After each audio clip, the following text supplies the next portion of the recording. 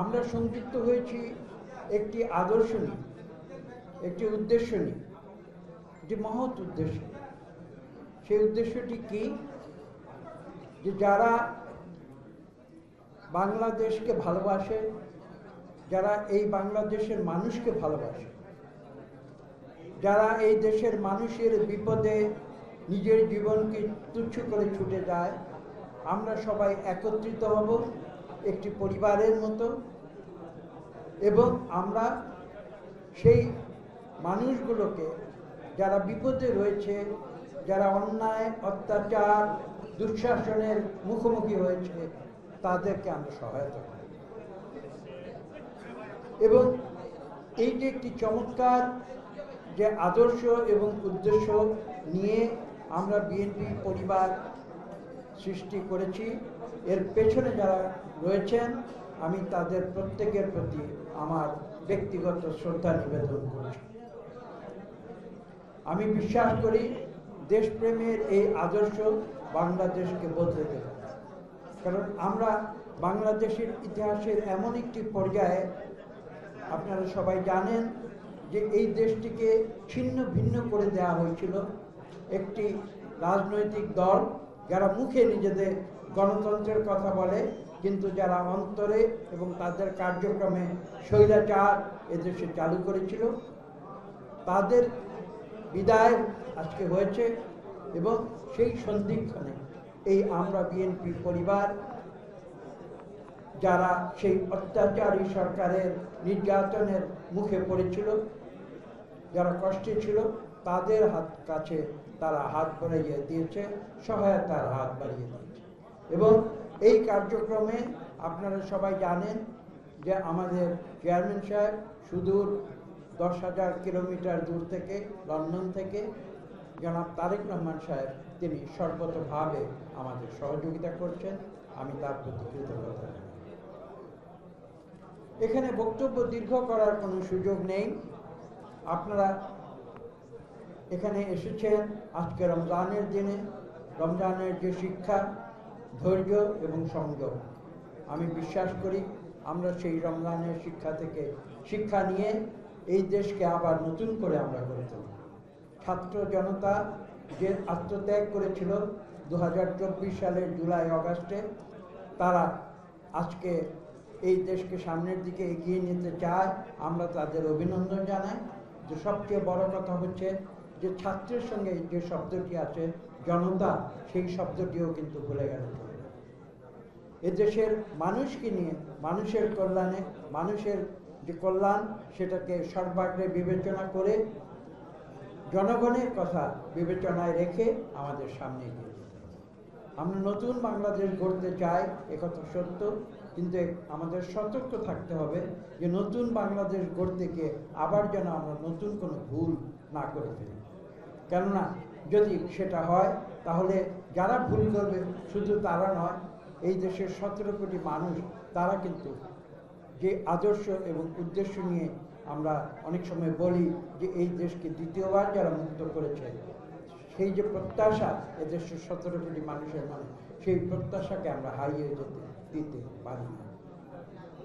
সংবাদপত্রের বিষয়ে একটি ছোট্ট কথা আমি এখানে উল্লেখ করব, একটি হালকা কথা।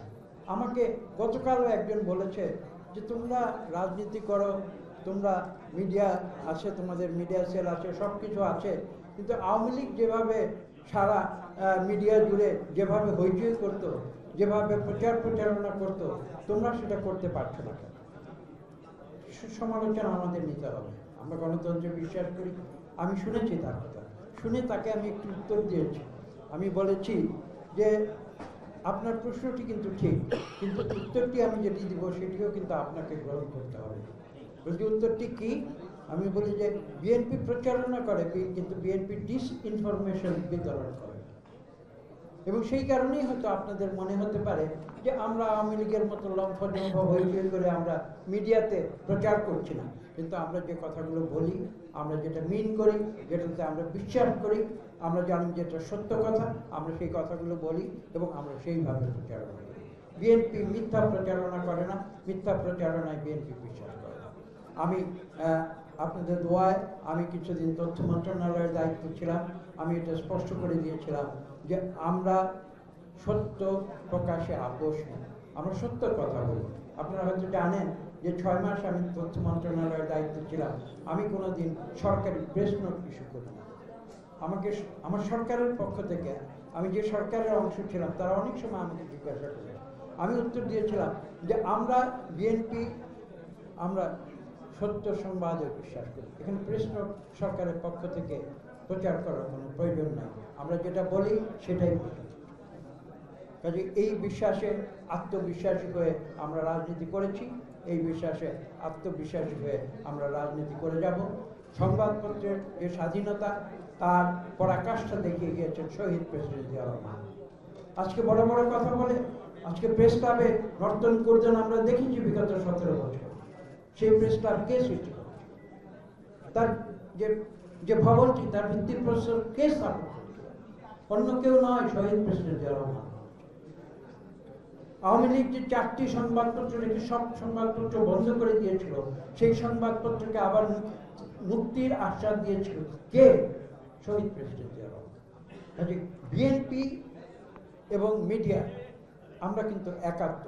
আমরা মিডিয়ার স্বাধীনতায় বিশ্বাস করি, মিডিয়া যা বলবে, আমরা যদি ভুল করি সেটা সমালোচনা করবে, সেই সমালোচনা আমরা জবাব দেব। আমরা যদি ভুল করি, ভুল মেনে নেব, যদি সংবাদপত্র মিথ্যা সমালোচনা করে আমরা তার জবাব দেব। আমরা এই নীতিতে কাজ করি। আজকে এই কক্ষে আপনারা যারা এসেছেন, আমি আপনাদের সবাইকে অভিনন্দন জানাই। একদিকে আমরা বিএনপি পরিবারের যে সেবার আদর্শ, পাশাপাশি এখানে বিএনপি সেলের যারা প্রতিনিধিরা রয়েছেন, তারা মিডিয়ার সঙ্গে যেভাবে একাত্ম হয়ে কাজ করছেন, আমি তাদের আন্তরিক ধন্যবাদ জানাচ্ছি। আমরা বিশ্বাস করি, সর্বশেষ যে কথায় বিশ্বাস করি, আমি এটা বিগত সরকারের সময় প্রকাশ্যে বলেছি, আমি বিগত সরকার চলে যাবার পরে প্রকাশ্যে বলেছি 6 মাস আগে, আজকে আবার প্রকাশ্যে আবার একটি কথা বলছি যে কেন এই সরকার আজকে পর্যন্ত ডিজিটাল সিকিউরিটি অ্যাক্ট অথবা সাইবার সিকিউরিটি অ্যাক্ট যে নামেই বলুন না কেন, সেই আইন আজকে পর্যন্ত কেন বাতিল হলো না? আমি এই প্রশ্ন আজকে সরকারকে করতে চাই। আপনারা সাংবাদিক, আপনাদের এই কথা জোর গলায় বলা উচিত, আমি বিশ্বাস করি। আমি আপনাদের পক্ষ হয়ে, একজন সাবেক তথ্যমন্ত্রী হয়ে আজকে নতুন করে বলছি, সংবাদপত্রের স্বাধীনতা পেতে রেখে কোনোদিন গণতন্ত্র হতে পারে না। সবাইকে ধন্যবাদ।